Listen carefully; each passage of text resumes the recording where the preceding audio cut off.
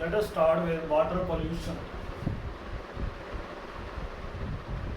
This is lecture 3 of environmental chemistry.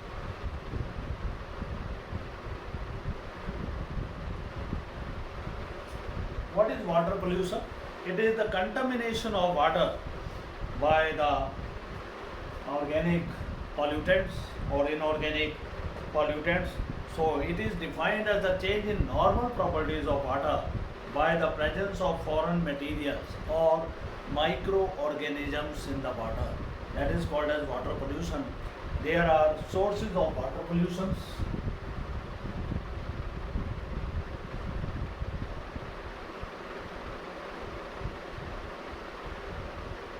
Number one is organic pollutants.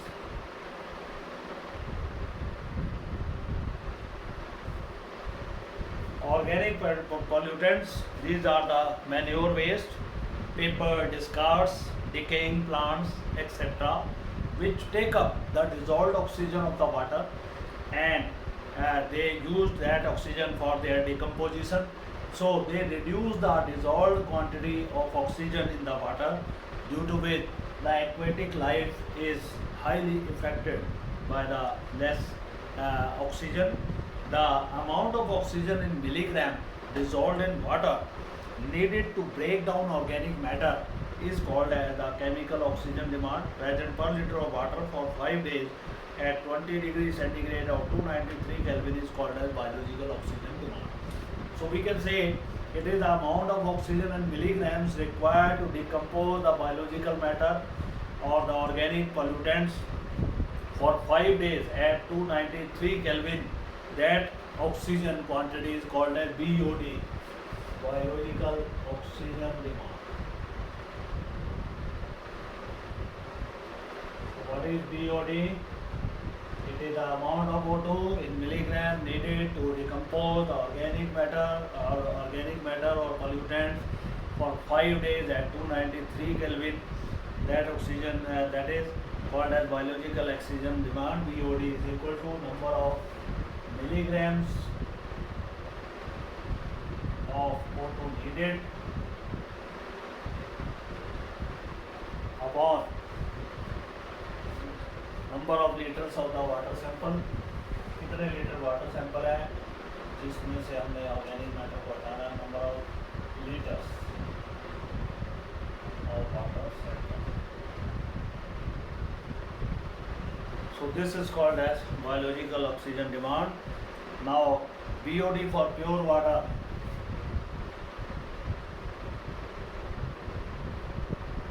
it is 0 to 3 ppm. 3 ppm 0 से लेके 3 ppm तक ये होता है और sometime it become 5 ppm, but beyond 5 ppm it is dangerous.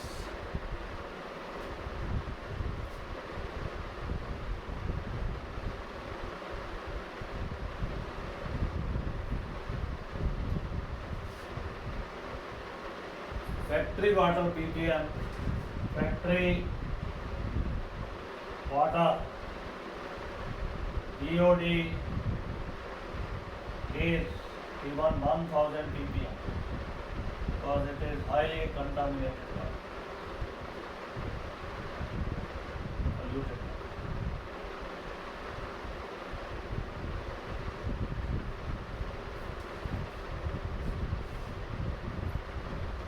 Then in addition to organic waste के अलावा water also contains some inorganic chemicals, the salts which also contaminate water, industrial wastes which can even cause cancers. Industrial wastes contain large number of elements such as lead, mercury, cadmium, nickel, cobalt, lead, zinc. Mercury causes cancer in the body, lead also causes cancer in the body, deformities in the body. Then we have fertilizers in the water which come from the agriculture ways to get the more yield, more crop from the field. So these fertilizer KNO3 for example is used as fertilizer in agricultural fields. It causes respiratory problems if it is having contaminated with water. Then we have pesticides. They are the fungicide, rodenticides जो rats को मारने के लिए use होते हैं, fungicide जो fungus को मारने के लिए केमिकल यूज़ होते हैं, और हर्बिसाइड जो छोटे छोटे हर्ब्स क्रॉप्स के अंदर छोटे छोटे प्लांट्स उग जाते हैं जो हमारे क्रॉप्स का जो है सप्लाई ले जाते हैं, उनको मारने के लिए जो हम लोग केमिकल यूज़ करते हैं, दे आर फंजीसाइड, रोडेंटिसाइड चूहों को मारने के लिए, हर्बिसाइड हर्ब्स को मारने के लिए जो हम यूज़ करते हैं chemical, they are generally chlorinated biphenyls, chlorinated hydrocarbons होते हैं वो, या ऑर्गेनिक फॉस्फेट होते हैं, मेटेलिक साल्ट्स होते हैं, they are dissolved in water and they spoil water, they spoil the quality of water, they cause deformities in our body, number of organs of the systems, they spoil they spoil nervous system of our body, they cause cancer, they produce darkening of skin. So all of these pollutants, pesticide, herbicides, they should be removed from the water for its better quality. Then certain acids which are used in our household domestic purposes or industrial purposes, they also come in the water along with the drains, so they also pollute our water. They are highly dangerous. Polychlorinated biphenyls which are used in the your transformers, they are also causing pollutions. They are used in capacitors, they mixed up with water and they pollute our water. So these chemicals, they are to be removed from the system. Then how can we control the water pollution?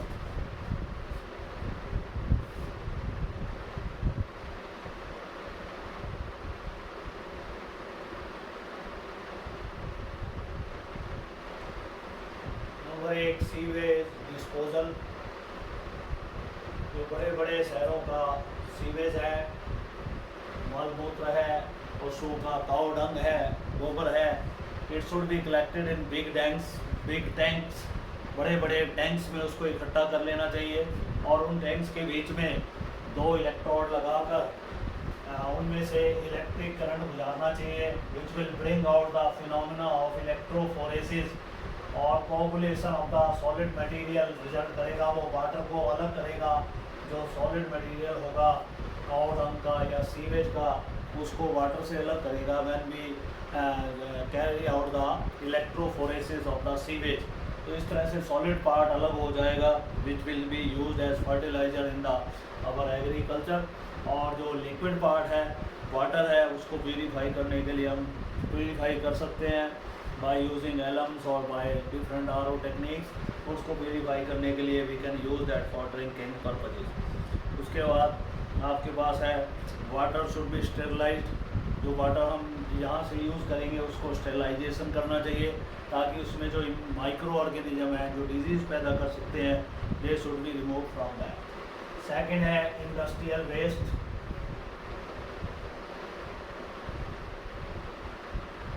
जैसे हमारे पास paper industry है, Haryana distilleries हैं all over the India, तो ये जो जितना भी इनका वेस्ट होता है दैट इज़ हाईली कंटामिनेटेड, तो industrial waste should be subjected to effluent treatment plant.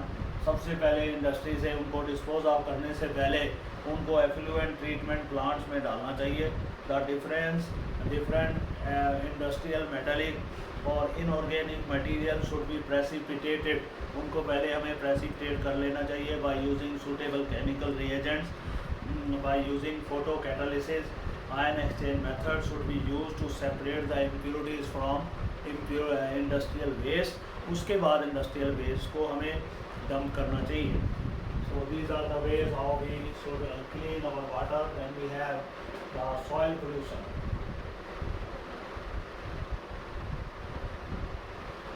After water pollution, we come to the soil pollution. Now, what is soil pollution? Tell its sources and tell its control. How can we control it? It is defined as the change in the properties of the soil due to dumping of solid and semi-solid waste. जितना भी हमारा घरों में solid waste बन रहा है, semi solid waste बन रहा है, एग्रीकल्चर लैंड्स में, एग्रीकल्चर फील्ड में हमारे पास जो वेस्ट बन रहा है, हस्क बन रहा है, अगर ये सारा का सारा सॉइल में मिक्स कर दिया जाएगा तो definitely the quality of soil will be spoiled. तो solid and semi solid waste from the industry, agriculture, urban colonies, soil pollution remain localized for a longer period. Soil pollution जल्दी जल्दी नष्ट नहीं होता क्योंकि ये सॉइल वहीं पड़ी रहती है। तो ये नहीं है कि सॉइल मूव कर रही है जस्ट लाइक वाटर या एयर की तरह वो मूव कर रही है तो पोल्यूटेंट को लेकर बहा कर ले जाएगी। सॉइल पोल्यूशन जो है बहुत डेंजरस है, एक स्थान पे अगर लोकलाइज हो गया तो काफ़ी टाइम तक रहता है। सोर्सेज ऑफ सॉइल पोल्यूशन क्या है? नंबर 1 इंडस्ट्रियल सोर्सेज, जैसा कि हमने अभी बात करी है।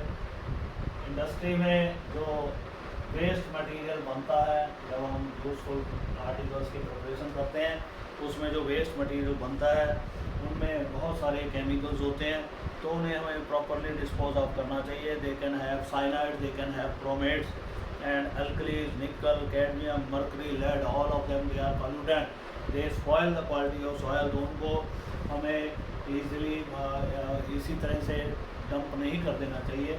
सबसे पहले ट्रीटमेंट करके इन मेटल्स को हमें अलग करना होगा, इन केमिकल्स को अलग करना होगा, उसके बाद दे should B dumped in the soil. उसके बाद फॉल्टी एग्रीकल्चरल प्रैक्टिस जो हम करते हैं, जिसमें ज़्यादा फसल पाना चाहते हैं, उसमें जो हम केमिकल्स यूज़ करते हैं, we should not do that, क्योंकि वो केमिकल्स जो है डायरेक्टली और इनडायरेक्टली सॉइल की क्वालिटी को, उसकी फर्टिलिटी को प्रभावित करते हैं। अर्बन वेस्ट और डोमेस्टिक रिफ्यूज़, जो घरों का कूड़ा करकट है, गंद है, वेस्ट है, ब्रोकन डोमेस्टिक आइटम्स हैं, आर्टिकल्स हैं, वो सॉइल में डंप नहीं करने चाहिए। उनको हमें ग्रीन केमिस्ट्री के माध्यम से उनको हमें यूज़ करना चाहिए to prepare the useful particles. Then faulty sanitation practice, soil contamination is also called by the animal dung और ह्यूमन एक्सक्रीटा। एनिमल डंग से भी सॉइल का कंटामिनेशन हो रहा है, तो प्रॉपर एनिमल डंग को भी प्रॉपरली ट्रीट करना चाहिए, उसको फर्टिलाइजर के रूप में चेंज कर लेना चाहिए, मैन्योर के रूप में, before dumping in the soil. फिर radio waste, number of industries are producing radio waste, they should be properly treated, the radioactive articles they should be separated from the industrial waste, otherwise they will contaminate our soil and also spoil the quality of the agricultural product. And now how to control the soil pollution? It can be done by using semi decayed manures, organic manures हम use करें। हम fertilisers का जो natural नहीं है, synthetic fertiliser का इस्तेमाल कम करें, हमें ऑर्गेनिक डिकेड मैन्योर पे डिपेंड रहना होगा, जो कि एनिमल डंग से और ऑर्गेनिक मैटर पत्तों से और प्लांट्स के डिफरेंट पार्ट से बनाई जाती हैं। और हम ऐसी नाइट्रोजन फिक्सिंग बैक्टीरिया वाले प्लांट्स यूज़ करें जो शेल्टर लें पौधे की रूट्स में और साथ साथ पौधे को वो एटमॉस्फेयर की नाइट्रोजन को फिक्स करके दें। This relationship in biology it is called as symbiosis. तो हम ऐसे क्रॉप रोटेशन करें जिसमें हम इन प्लांट्स को भी यूज़ करें जो कि नाइट्रोजन फिक्सिंग में हेल्प करते हैं। The plastic material should be collected by the other articles, useful articles, they should not B subjected for in the dumping of the soil and they should be taken, they should be separated first of all before disposing of the waste to the soil. Now what is green chemistry?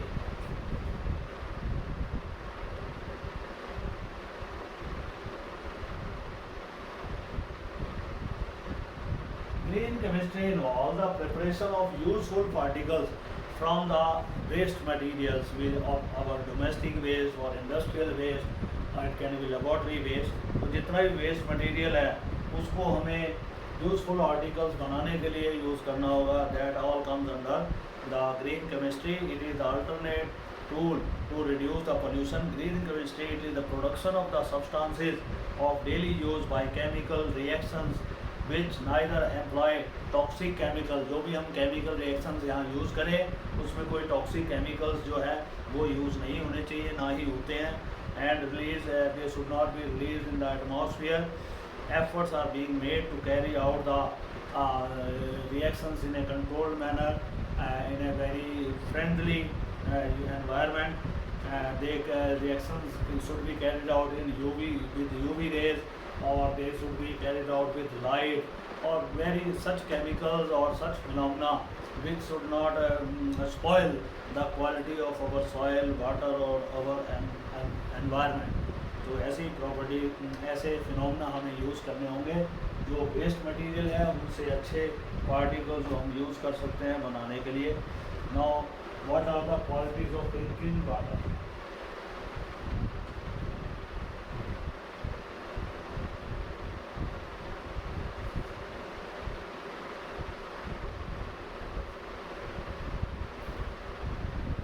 Drinking water की qualities क्या है?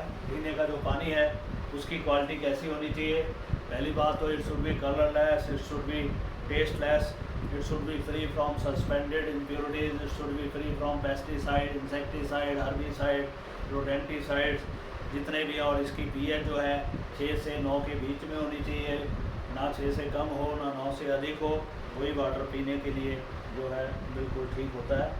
Now what are the international standard of drinking water? Drinking water के international standards क्या है? इसमें कौन कौन से आयन हो सकते हैं और उनकी वैल्यू कितनी होनी चाहिए? ड्रिंकिंग वाटर एक तो कलरलेस होना बहुत ज़रूरी है. जब तक ये कलरलेस नहीं होगा तब तक इसमें इम्प्योरिटीज़ की आशंका बनी रहेगी. So it should be totally colourless. और ड्रिंकिंग वाटर जो है कलरलेस होना चाहिए, टेस्टलेस होना चाहिए, ऑर्डरलेस होना चाहिए, कोई स्मेल नहीं आनी चाहिए इसमें. और इसमें जो आयंस की मात्रा है, जैसे फ्लोराइड आयन है that is 1 ppm allowed, parts पर मिलियन इसको कहते हैं. ये TLV वैल्यू है, थ्रेशोल्ड लिमिटिंग वैल्यू. भाई कितनी वैल्यू पानी में अलाउड है जो हमें हार्म नहीं पहुंचाती? अगर उससे अधिक वैल्यू ये हो जाएगी तो ये हमें हार्म पहुंचा सकती है. अब इतना फ्लोराइड अगर पानी में होगा तो ये टीथ के लिए, बोन्स के लिए ज़रूरी है. अगर इससे ज़्यादा होगा फिर बोन्स डिफॉर्म होने लगेंगी, मुड़ जाएंगी हड्डियाँ, टीथ भी डिफॉर्म हो जाएंगे, गिर जाएंगे. तो फ्लोराइड की जो क्वांटिटी है पानी में 1 ppm अलाउड है. इसी तरह सल्फेट जो है, सल्फेट आयंस 500 ppm अलाउड है. अगर इससे ज़्यादा आपके पास सल्फेट आयन होगा तो ये हमारे को डैमेज करना स्टार्ट कर देता है. तो इसको एक्सेस जो है डाइजेस्टिव सिस्टम को ख़राब करता है. अगर इससे एक्सेस में हो जाएगा it will spoil our digestive system. Lead ion जो है इसको कहते हैं Pb2 positive. Lead ions they are recommended for the good growth of the, they should also be up to 500 ppm, not more than that.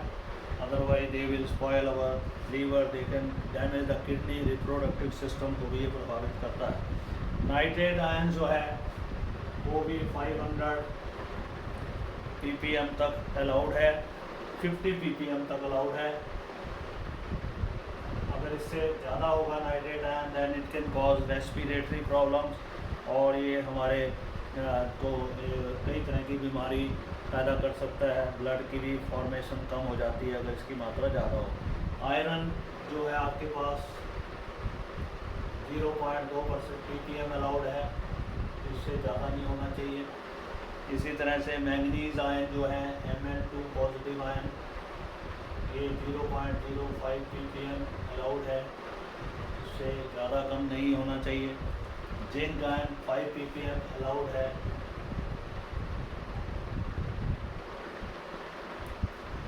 Cadmium cadmium और magnesium की percentage लगभग बराबर है, ये जो अलाउड है. अगर इससे ज़्यादा या कम होगा तो it will spoil, it will damage the living system, so that is not useful for us.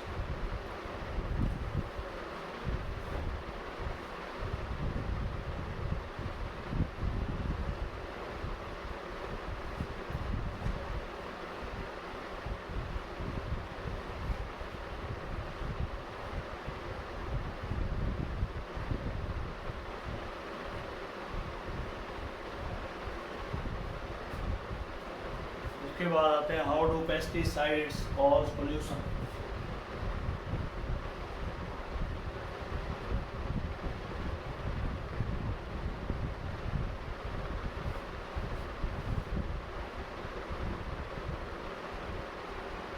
Pesticides pollution कैसे पैदा करती हैं। पेस्टिसाइड जो पेस्ट को मारने के लिए, जो पैरासिटिक जो ऑर्गेनिज्म है उनको मारने के लिए यूज़ होती हैं। They cause pollution by contaminating soil and drinking water, वो ड्रिंकिंग वाटर में और सॉयल में आ सकती हैं। They are of following types. Number 1 insecticide, जो क्रॉप्स में फसलों की उपज बढ़ाने के लिए इंसेक्टिसाइड्स को मारने के लिए जो हम छिड़काव करते हैं वो केमिकल्स इंसेक्टिसाइड कहलाते हैं। These are the chemical substances which are used to destroy bacteria, insects, spoiling crops. They are DDT, BHC. Since they are not biodegradable, DDT, BHC, they are not biodegradable. They get accumulated in the atmosphere. They are cancer causing. That's why their use has been now discarded in the developed countries. But the country like India or Nepal or Pakistan, which are poor countries, they are still using DDT, BHC as an insecticide. Then we have herbicides. छोटे छोटे herbs, ये हमारा plant है इतना बड़ा, इसमें छोटे छोटे हर्ब जैसे वीट के फील्ड में बाथू उग जाता है, तो बाथू जो है that is taken as a herb. वो वीट का जो मिनरल्स हैं, जो फर्टिलाइजर हैं, जो आयंस हैं, वो इसके कंज्यूम करना स्टार्ट कर देता है। इसलिए इनको हमें डिस्ट्रॉय करना होगा अगर हम वीट को प्रॉपर ग्रोथ में देखना चाहते हैं। तो इनको डिस्ट्रॉय करने के लिए जो केमिकल का छिड़काव किया जाता है they are called as herbicides. और ये ज़्यादातर सोडियम क्लोरेट है, सोडियम आर्सेनाइड्स है। They are commonly used as herbicide. They are toxic to the mammals. ये मैमल्स के लिए जो स्तनधारी जीव हैं, जैसे हम लोग भी इसी कैटेगरी में आते हैं, they are highly dangerous. They act as weed killer but they also effect our living systems, so they should not be used in excess. Fungicides, ऐसे केमिकल जो फंगस को मारने के लिए, जैसे पक्सीनिया एक बीमारी है जो हमारे जो गेहूं की बालियां हैं उसको ख़राब कर देती है। गन्ने में एक बीमारी इसी तरीके से होती है, लाल सा गन्ना पड़ जाता है। तो इस तरह की ये जो फंगल और एल्गल डिजीज़ हैं उनको मारने के लिए जो केमिकल यूज़ किए जाते हैं they are called as fungicides. और ज़्यादातर ये मरकरी के कंपाउंड्स होते हैं which kill the fungus, but mercury is again cancer causing, chemical carcinogenic है, इसलिए इनका यूज़ बड़े सोच समझ के करना चाहिए। उसके बाद हमारे पास आता है what is COD and BOD। What is COD? BOD हमने जैसे अभी डिफाइन किया उसी तरह COD है। COD का मतलब होता है केमिकल ऑक्सीजन डिमांड। जो इंडस्ट्रियल वेस्ट है उसमें कुछ केमिकल इंडस्ट्रियल वेस्ट के साथ पानी में आते हैं, तो उन केमिकल्स को डिकम्पोजिशन करने के लिए जो डिज़ोल्व्ड ऑक्सीजन है वाटर में उसकी ज़रूरत पड़ती है। तो कितने ऑक्सीजन मिलीग्राम्स में इन केमिकल्स को चाहिए for their decomposition?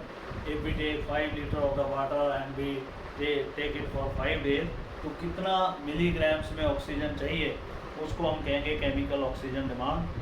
It is chemical oxygen demand is defined as the amount of oxygen required by organic matter which is present in the water or chemicals in the industrial water for their oxidation. Strong chemical oxidizing agents like K2Cr2O7 they can also be used to supply oxygen to decompose the chemicals. It is expressed in ppm, parts per million of oxygen taken from potassium dichromate for 2 hours to decompose you can say 5 liter of the water at 293 Kelvin. COD has been found to be the more scientific. जो chemical oxygen demand है industrial water के लिए that is more scientific, क्योंकि industrial water में ज़्यादातर आपको chemicals ही मिलेंगे जिनको डिकम्पोज करना होगा then BOD. These two values they do not correlate each other. The waste of textile industry, paper industry and the industry have high percentage of the cellulose. उनमें textile industry में, paper industry के waste में ज़्यादा percentage cellulose की होती है which have higher COD than BOD, जिसमें chemical oxygen demand की ज़्यादा सप्लाई रहेगी, ज़्यादा क्वांटिटी चाहिए। और डिस्टिलरी और रिफाइनरीज जो होती हैं जहाँ माइक्रो ऑर्गेनिज्म इन्वॉल्व होते हैं वहाँ पे बायोलॉजिकल ऑक्सीजन डिमांड की वैल्यू ज़्यादा रहती है as compare to chemical oxygen demand. Now how can we to briefly, अगर हमसे कोई मेथड पूछता है कि किस तरीके से हम पोल्यूशन को कंट्रोल कर सकते हैं, suggest two method to control environmental pollution, तो हम किस तरीके से एनवायरमेंटल पोल्यूशन को कंट्रोल कर सकते हैं। Number 1, waste management. जितना भी हमारे एनवायरनमेंट में डोमेस्टिक वेस्ट है, इंडस्ट्रियल वेस्ट है, लेबॉर्ट्री वेस्ट है, जितना भी वेस्ट है उसको प्रॉपरली हमें डिस्पोज ऑफ करना होगा। ये नहीं है कि उनके ढेर बना के हम अपने सराउंडिंग में फेंक दें, तो इस तरीके से पोल्यूशन कम नहीं हो सकता। तो जितना भी वेस्ट है उसको रिसाइकलिंग करके हमें उससे यूज़फुल कंपाउंड्स बनाने चाहिए। तो waste material, it include recyclization of the waste material, sewage treatment and followed by dumping of the waste. उसके बाद है यूज़ ऑफ ग्रीन केमिस्ट्री। हमें ऐसे मेथड डिवाइस करने होंगे जिसमें जो वेस्ट मटेरियल है उनसे हम यूज़फुल मटेरियल बना सकें। इसी तरीके से हमें और भी मेथड, वाटर कंटामिनेशन से रिवर्स को बचाना है, उनमें उनके चारों तरफ इस तरीके का कोई अरेंजमेंट किया जाए कि आदमी इजीली कंटामिनेशन ना कर सके, केमिकल वेस्ट मटेरियल उसमें ना फेंक सके। ऐसे कुछ लॉज हमें बनाने होंगे। Now what is TLV? TLV is threshold limiting value. It is the amount of the chemical, or you can say the pollutant or contaminant which is allowed in water up to a limiting value in ppm or ppb, parts per billion में भी ये value हो सकती है, पर million में भी हो सकती है, जो कि हमारे को हार्म ना करे। तो it is defined as the permissible level of the toxic pollutant in the atmosphere to which a man can be exposed for 8 hours. 8 घंटे तक अगर वो हमें प्रभावित नहीं करता, उसकी कितनी वैल्यू होनी चाहिए केमिकल की जो हमें प्रभावित ना करे 8 hours a day for life time without any adverse effect on our health. तो वो जो अमाउंट है उसको हम TLV कहते हैं। जैसे कि हमने कुछ साइंस का आपको TLV बताया था कि सल्फेट जो है कितना होना चाहिए पानी में, और जिंक आयन कितना होना चाहिए, मैग्नीज आयन कितना होना चाहिए, तो इसके बारे में हमें जानना होगा। So this is all about our last topic of the 11th class, that is environmental chemistry. So you have to repeat this topic. After this we'll be starting with the assignments of the units. They will be given in the MCQ type or in short question answer. Big question you can do from the notes. So we'll be taking the assignment in very short questions type or in multiple choice questions. Thank you very much.